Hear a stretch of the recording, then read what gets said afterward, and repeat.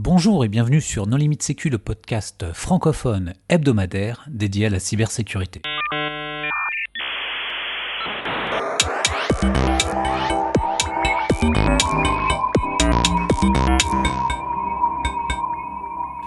Alors aujourd'hui, nous allons parler de l'association Exatrust et de son accélérateur de start-up avec Olivier Morel. Bonjour Olivier. Bonjour tout le monde. Pour discuter avec lui, les contributeurs Non Limite Sécu sont Nicolas Ruff. Bonjour. Hervé Schauer. Bonjour. Et Vladimir Collat. Alors Olivier, en préambule, est-ce que tu voudrais bien te présenter ? Bien sûr, donc Olivier Morel, je suis directeur général chez Ilex International et accessoirement trésorier de l'association Exatrust, dont Ilex fait partie des sociétés cofondatrices il y a quelques années. Donc pour ceux qui connaissent pas Ilex, c'est un éditeur de logiciels français qui travaille dans un domaine de la cyber qui s'appelle l'IAM, pour Identity and Access Management. C'est une société qui existe depuis 30 ans et qui a été acquise en août dernier par le groupe Inetom ex-GFI. Alors comment est-ce que l'association Exatrust a été créée ? Alors Exatrust a été créé en 2013, au départ par 11 sociétés qui cherchaient en quelque sorte à chasser en meute, comme le faisaient certaines autres sociétés de la cyber dans d'autres pays. Et donc elles ont eu l'idée de se rassembler en créant quelques règles d'adhésion, notamment sur le fait qu'on cherchait à avoir une complétude, un catalogue de solutions qui permettait d'offrir des réponses globales en matière de solutions cyber à des clients français et européens. Donc au départ on était 11 avec comme je disais des critères un peu bien définis. Aujourd'hui l'association c'est 80 membres, donc ça s'est beaucoup élargi.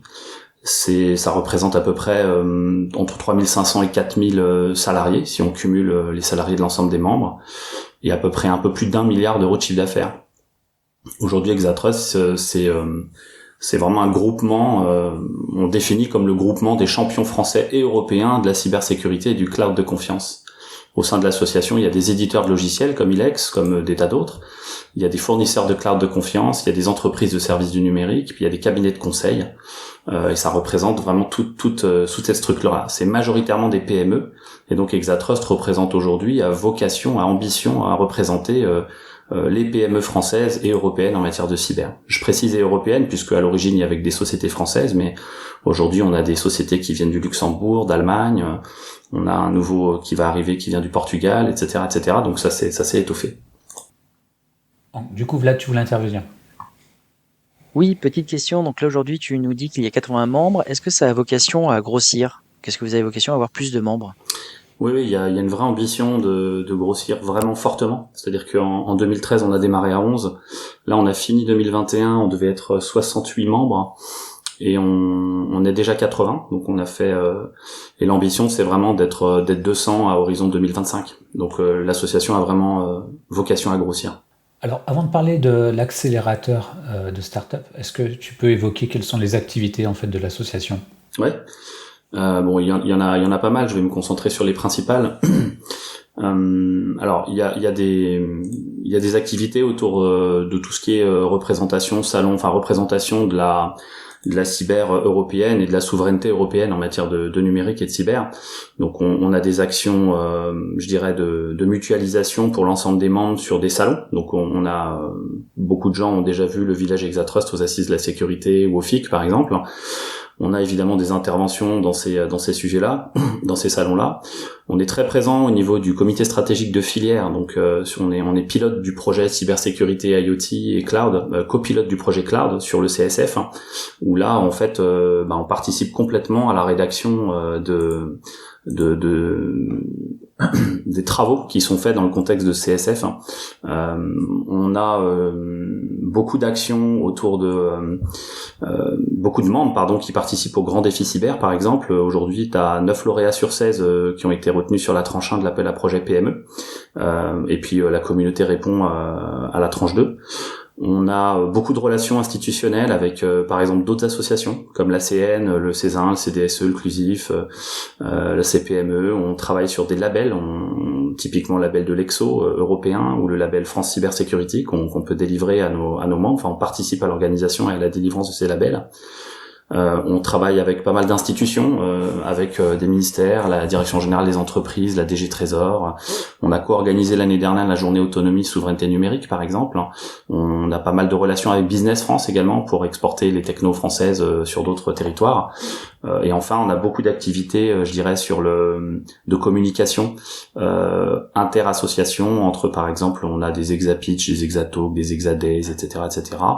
Et enfin, on organise aussi une université d'été qu'on n'a pas pu faire les 2 dernières années à cause de la situation sanitaire, mais qu'on va faire début septembre là, où là on a également pas mal d'invités. On discute de beaucoup de souveraineté numérique, de cyber, de cloud, de confiance, avec tout un panel d'invités, une belle représentativité de l'excellence française en la matière.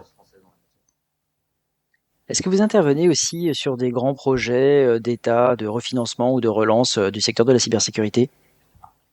Oui, absolument. Parce que ce qu'on fait, par exemple, dans le cadre du CSF, sur le suivi de la stratégie d'accélération cyber du gouvernement.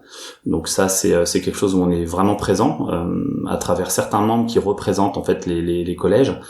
On s'inscrit complètement là. On va sortir une belle brochure capacitaire qui rentre complètement dans le plan France Relance, puisque l'idée de cette brochure qui va être lancée normalement pour le salon du Coter, le Coter numérique, et qui sera aussi, qui a été lancé pour le Coter, excuse-moi, et pour le FIC, c'était de répondre finalement de façon très pragmatique et pratico-pratique à la suite de France Relance. France Relance, ça permet à des collectivités ou des établissements de santé, par exemple, d'évaluer un niveau de maturité en matière de protection contre la cybercriminalité.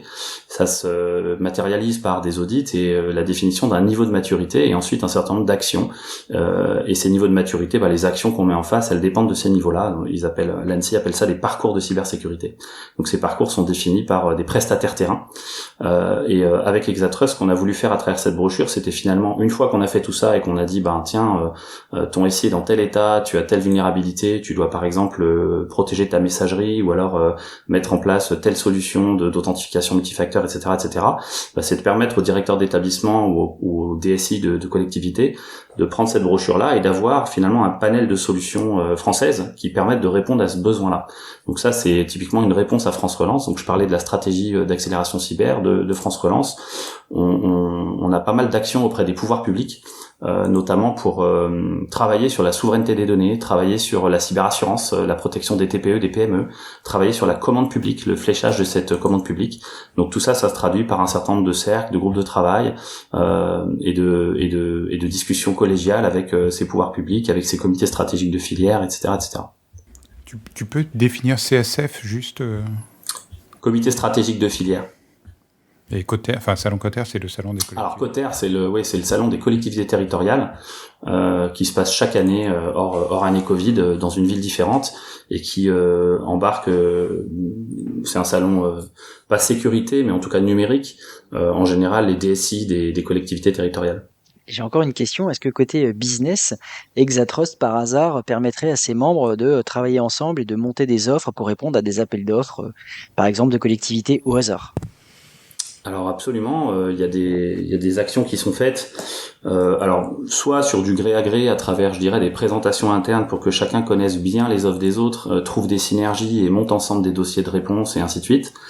Donc ça, c'est plutôt des actions gré à gré. Et en fait, c'est plutôt les initiatives internes à Exatrust à travers les webinaires internes qui permettent à chaque offreur de présenter des choses et puis de rencontrer des gens. Donc après, on a un certain nombre d'instances qui nous permettent de faire tout ça. Et puis il y a aussi aujourd'hui, notamment je parlais tout à l'heure d'entreprises du service du numérique qui étaient adhérents d'Exatrust, qui vont eux jouer le jeu et porter un certain nombre de solutions d'Exatrust pour répondre à des marchés de collectivités, de l'État, que ce soit des grands projets, typiquement on parlait tout à l'heure grand défi cyber, ou en tout cas des projets pour des collectivités. Donc il y a eu, si on regarde, si on a suivi la presse récemment, on a eu quelques communiqués presse qui ont mis en avant des offres Exatrust portées par des membres Exatrust. Donc ça, c'est complètement ce qu'on cherche à faire. On avait lancé un label il y a 2-3 ans.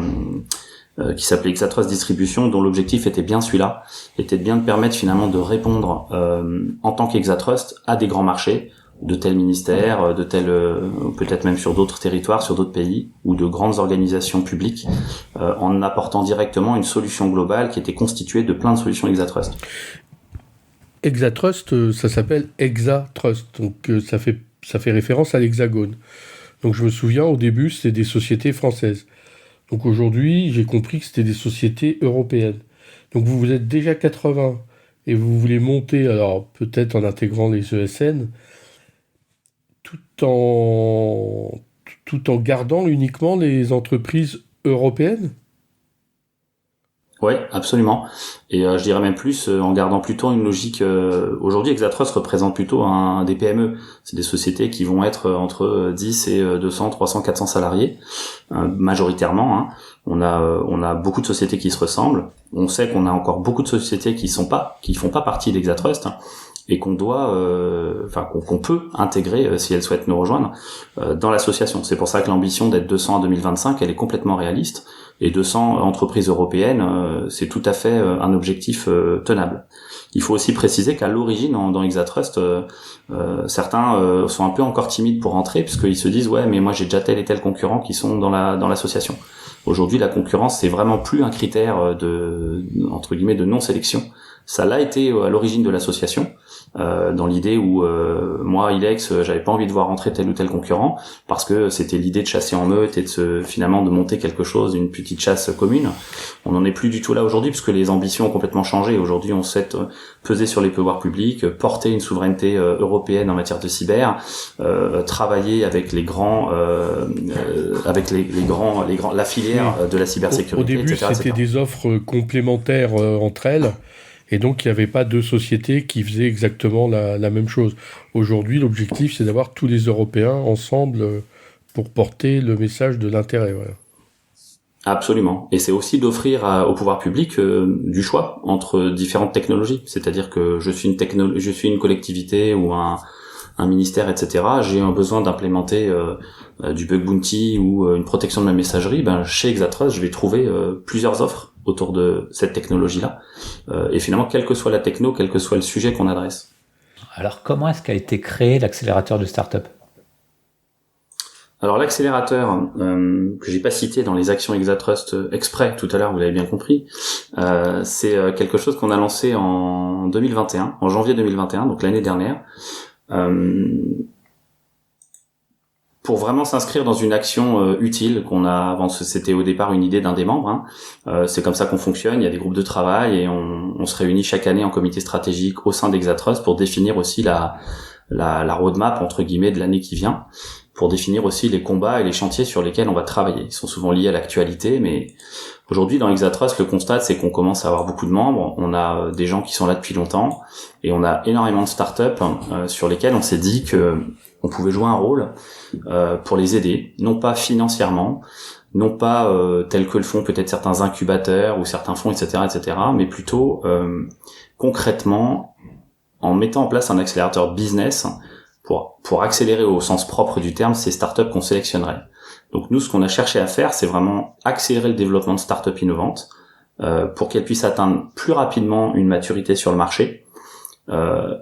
Et tout ça à travers du coaching, des conseils business, de la visibilité, et puis un certain nombre d'événements et ainsi de suite. Donc c'est vraiment le coaching, la visibilité, la mise en avant des accélérés au sein de l'écosystème de l'association, mais aussi sur le marché, la participation à des salons, de la promotion, de la visibilité, l'intégration dans l'association. Donc, l'objectif, c'était vraiment de se dire, on va sélectionner des startups avec des critères assez bas, c'est-à-dire pas forcément besoin d'avoir des clients.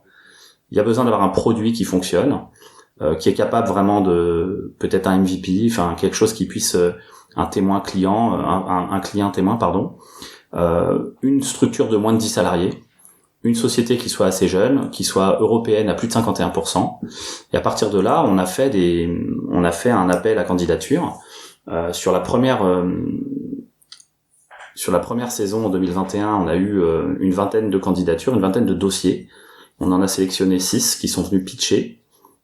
Et sur ces 6-là, il y a eu 3 lauréats qui ont constitué la promotion numéro 1. Et en 2022, on a fait exactement la même chose. On a refait une sélection des candidatures. Pareil, on a à peu près un peu plus de 20 candidatures. On a resélectionné 6 membres et on a resélectionné également 3 lauréats. Donc, dans l'accélérateur, il y a un jury. Il y a un jury qui est constitué des membres du groupe de travail, plus des invités, donc des gens qui ne sont pas forcément d'Exatrust, notamment William Leca du secrétaire général pour l'investissement et puis Jérôme Billois de Wavestone, le reste étant des adhérents Exatrust. Et ce jury, en fait, c'est lui qui a sélectionné la shortlist de 6 et c'est lui qui a participé au pitch day pour sélectionner les trois lauréats. En 2021, on a eu 3 sociétés qu'on a accompagnées. Donc c'était la société Cryptonex Security, la société Patrol et la société Proactive. Donc on pourra parler un petit peu de ce qu'ils font si vous avez envie. On pourra, ouais.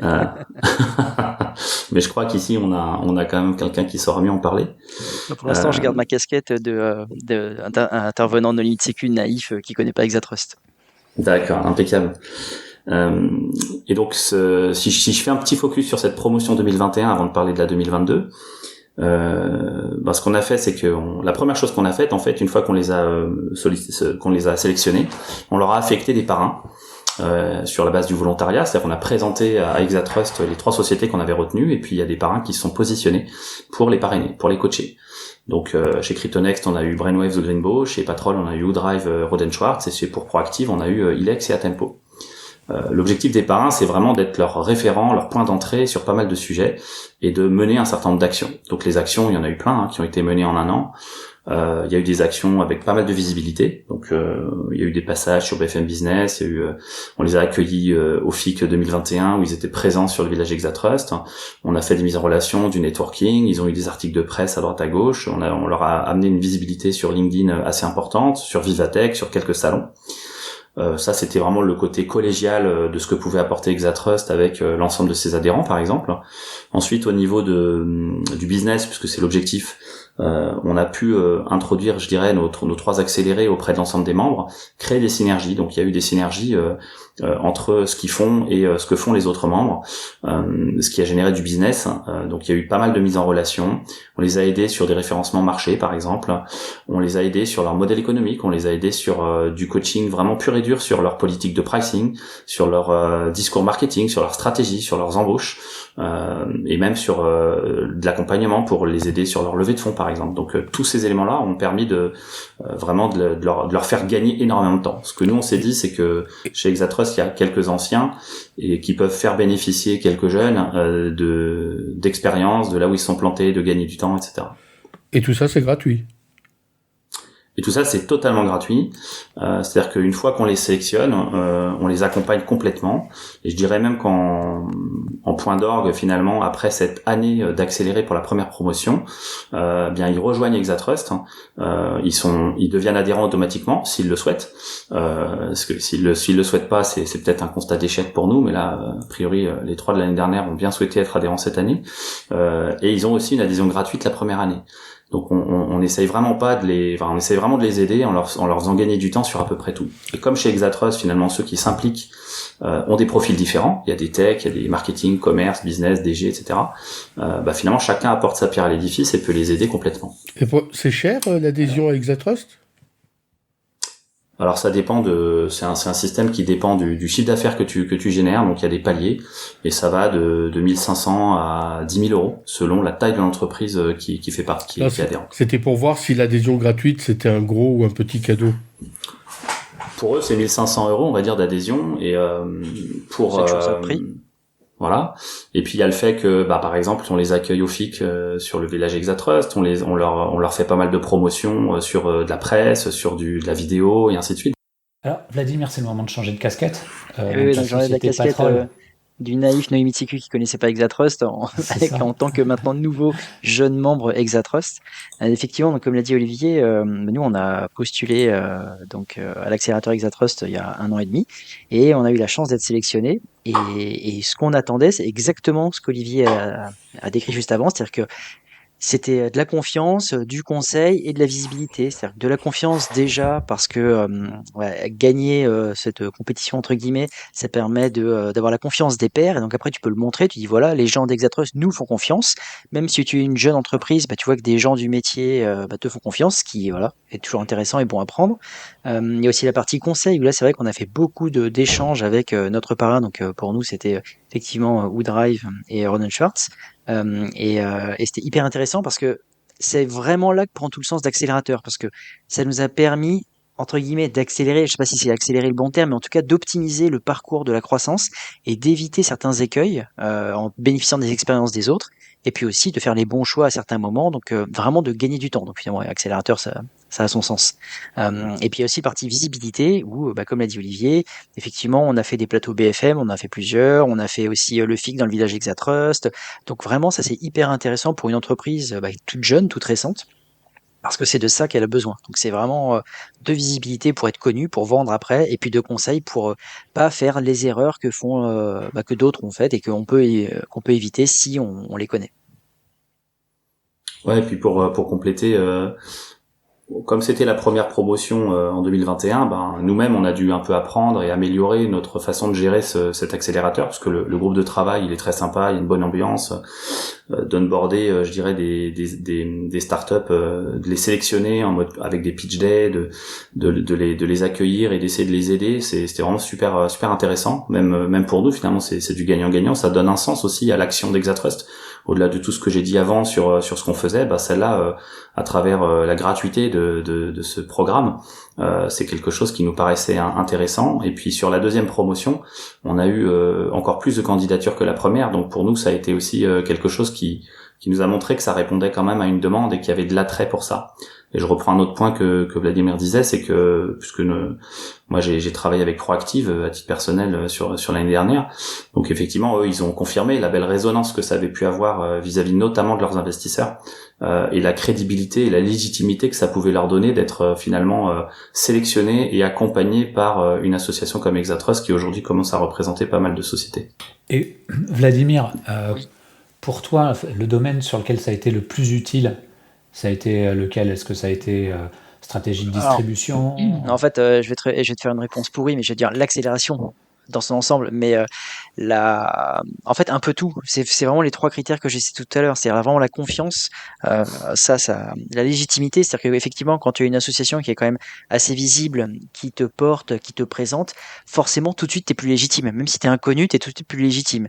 Et pareil sur les conseils, ça, c'est peut-être, alors, je sais pas, ça a été très très utile. Je sais pas si c'est ce qui nous a été le plus utile, mais en tout cas, quand je vois ce que nous étions au tout début, juste avant de remporter Exatrust, et maintenant, on a tellement évolué à tous les niveaux, à la fois en technique, en marketing, en commerce, en taille d'entreprise.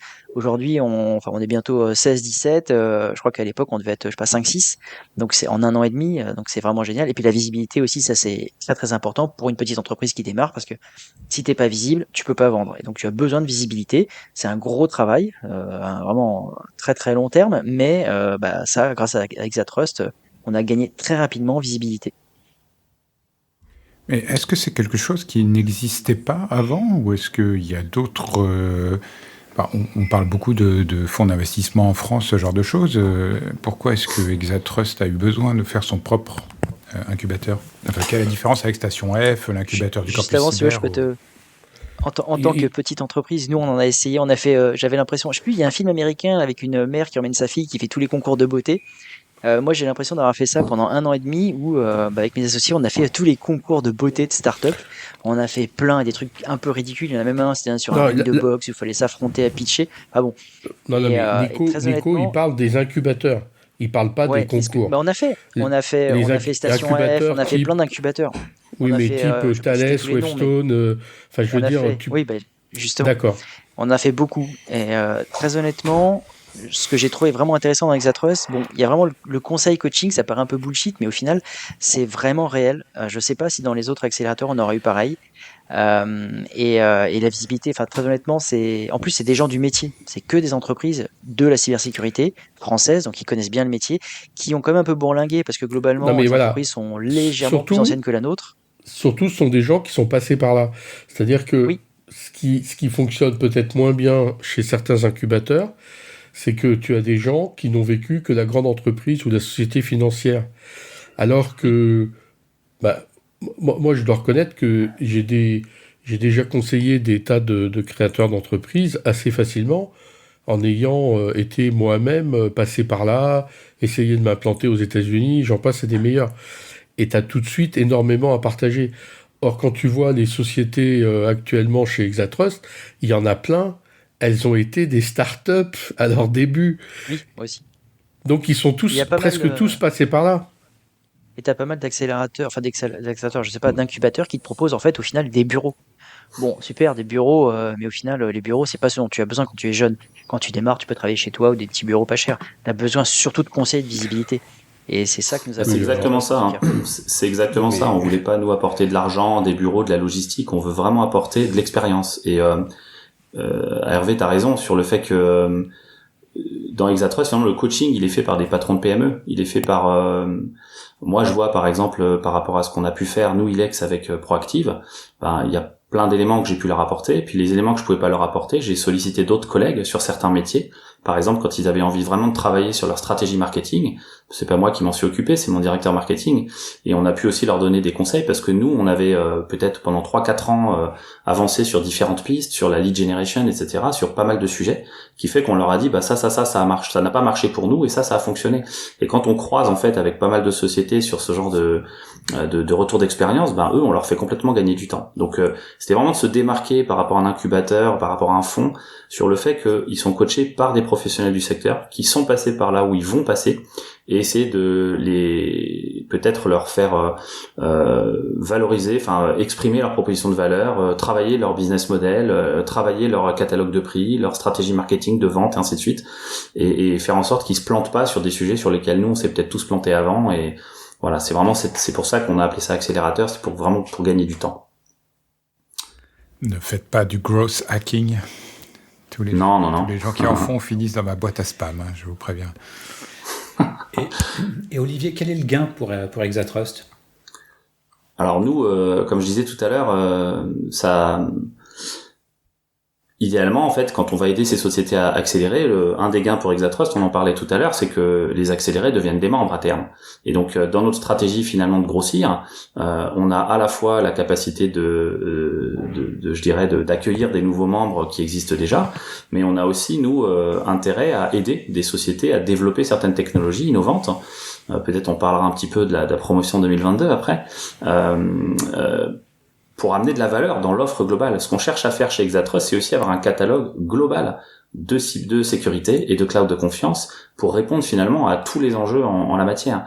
Aujourd'hui, nous, on a du mal à accepter l'idée que finalement, il y a des tas de marchés qui sont attribués à des sociétés non européennes, là où on a une offre de valeur pour certains clients. Évidemment, chacun fait comme il veut, mais en tout cas aujourd'hui nous on veut proposer quelque chose pour pas créer de trous dans la raquette. Donc on a intérêt à surveiller, à regarder ce qui se passe en termes d'innovation sur ces startups là. Ça intéresse directement les membres, c'est-à-dire, je prends l'exemple tout à l'heure de Cryptonext Security. Eux, typiquement, ils ont développé des synergies avec certains des membres. Eux, ils apportent, je sais pas si vous connaissez, mais c'est une société qui apporte une solution à la menace quantique avec une librairie logicielle de cryptographie qui est résistante au quantique justement et qui s'intègre assez facilement à des produits de sécurité type HSM, VPN, etc. Et donc, chez Exatrust, il y a des éditeurs de VPN et eux, ils ont été tout à fait intéressés pour intégrer l'API Cryptonext dans leurs produits, etc., etc. Donc ça, c'est des éléments, c'est des passerelles qui sont vraiment hyper intéressantes pour nous. On peut être même client de ces technologies-là. Non, mais ce que je trouve intéressant, c'est que Cryptonext, sauf erreur de ma part, je dis ça de tête, vous les avez accélérés, mais ils étaient incubés dans l'incubateur d'une grande banque française au départ. Tout à fait. Ouais, l'un n'empêche pas l'autre. Voilà. Donc, l'un n'empêche pas l'autre parce qu'on n'a pas la même proposition de valeur finalement. On voit c'est ce que j'allais dire. On voit bien la complémentarité. Complètement. Nous, on voit que quand on accueille finalement un accéléré, quand on regarde les dossiers, on se dit tiens, est-ce que la techno elle est vraiment innovante ? Est-ce qu'on a déjà ça chez Exatrust ? Est-ce qu'on l'a déjà vu ? Est-ce qu'il y a un marché, etc. Est-ce qu'il y a des synergies avec les membres qui sont intéressantes, qu'on peut développer ? Et derrière, on on a cette sélection sur la valeur de la proposition, la valeur des gens qui constituent cette société, la promesse. Est-ce que nous on peut les aider? C'est-à-dire que des sociétés qui arrivent, qui ont déjà un produit canon, ils ont déjà fait leur pitch, ils maîtrisent le truc, ils ont déjà des clients. Nous en fait on peut pas leur apporter grand-chose parce qu'ils sont déjà sur les bons rails. On cherche justement des sociétés dans laquelle on se dit tiens on va leur servir à quelque chose à cela. S'ils sont déjà géniaux et qu'ils sont déjà développés, ils ont pas besoin de nous. Ils ont peut-être besoin de lever des fonds de manière plus costaud que ce qu'ils ont déjà fait, mais en tout cas ils ont pas besoin de nos conseils. Donc on se dit tiens est-ce que moi je peux les aider ces gens-là? Donc ça c'est vraiment quelque chose d'important. Et puis enfin à titre personnel, moi je trouve que ça donne aussi un sens à ce qu'on fait. On est dans des sociétés depuis longtemps, on est un petit peu, on a quelques cheveux gris ou barbe blanche, et aujourd'hui en fait on a des choses à apporter dans cet écosystème. C'est bien beau aussi de parler de souveraineté, d'enjeux et d'indépendance stratégique en matière de cyber, mais c'est bien aussi de faire partie des gens qui contribuent à ça sur d'autres actions. Alors, avant de conclure, est-ce que tu veux bien parler des dernières sociétés sélectionnées? Alors oui, bien sûr, avec plaisir. Donc cette année, même combat en 2022, on a fait des sélections. Je disais, on a fait un pitch day, c'était sur fin avril, et on a sélectionné 3 sociétés. Donc 3 sociétés, une qui s'appelle Cyberdetect, une qui s'appelle Snowpack et une qui s'appelle Continuous. Donc je les laisserai peut-être on a fait 2 sur 3, bravo. Ah tiens, c'est top. Donc du coup c'est super parce que les gens pourront écouter les épisodes No Limit Sécu. On s'était même pas mis d'accord sur ces 2 boîtes là, sur ces 2 sociétés là. Là ils ont rejoint donc assez récemment le programme. Les parrains ont été affectés. Donc pour Continuous c'est Roden Schwartz et Trustinsoft. Pour Snowpack c'est Brainwave et The Greenbow. Et pour Cyberdetect c'est Tranquilité et Tetris. Donc Cyberdetect, pour ceux qui écoutent, c'est une technologie de détection et de caractérisation de malware encore inconnu ou dormant. Donc c'est basé sur une techno qui vient du laboratoire Laureat de Nancy, qui s'appelle l'analyse morphologique. C'est basé sur l'IA, le désassemblage ou la déconstruction des codes malveillants pour être capable de les analyser. Snowpack, c'est une technologie qui permet la protection des communications et des données sur les réseaux et dans le cloud par une technologie réseau d'invisibilité. C'est une techno qui est brevetée, qui est issue du CEA, et qui confère un nouveau niveau d'anonymat en quelque sorte et de sécurité. Et Continuous, c'est de la sécurité continue by design, by default. Il propose une plateforme unique, unifiée, pour piloter la sécurité des applications à chaque étape de leur cycle de vie. Donc c'est un monitoring continu de la sécurité de l'ensemble des couches applicatives pour empêcher en quelque sorte les vulnérabilités de passer en production. Donc, quand on prend ces 3 sociétés-là, on voit tout de suite, nous, les synergies et la complémentarité qu'on peut avoir au sein même des acteurs Exatrust. Moi, éditeur de logiciel, ça m'intéresse sûrement de regarder ce que fait Continuous, est-ce que ça peut s'intégrer dans mon cycle de développement logiciel. Quand j'ai des clients en SaaS, la techno Snowpack m'intéresse aussi directement pour ramener une couche supplémentaire de sécurité pour protéger les données. Et Cyberdetect peut m'intéresser à titre moi Ilex de client parce que j'ai besoin aussi d'auditer mon SI, de le surveiller et ainsi de suite. Donc chacun se projette dans ce type d'action. Donc les parrains étant nommés, après on a attaqué directement les next steps.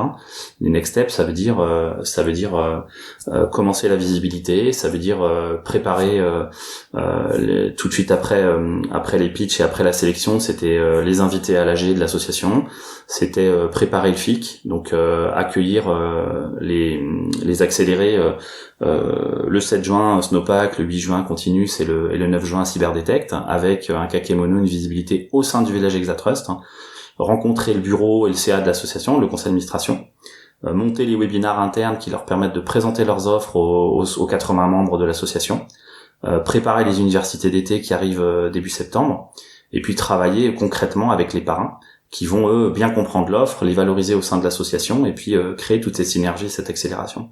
Donc là maintenant je dirais qu'on a, fort de l'exercice 2021, on est presque déjà des anciens et on sait comment avancer avec les nouveaux accélérés. La première promo, comme Patrol et Vladimir, ils ont peut-être un petit peu essuyé des plâtres, mais c'était des plâtres bienveillants, donc non, globalement c'est bien passé. On avait besoin de s'améliorer avec eux. Ok. Ok Olivier, tu veux apporter le mot de la fin? Déjà merci à notre limite sécu de m'avoir accueilli pour pouvoir parler d'Exatrust et de parler de cet accélérateur. c'est vraiment quelque chose qui nous paraît très utile, qui donne un sens aux actions d'Exatrust au milieu de toutes les actions qu'elle mène.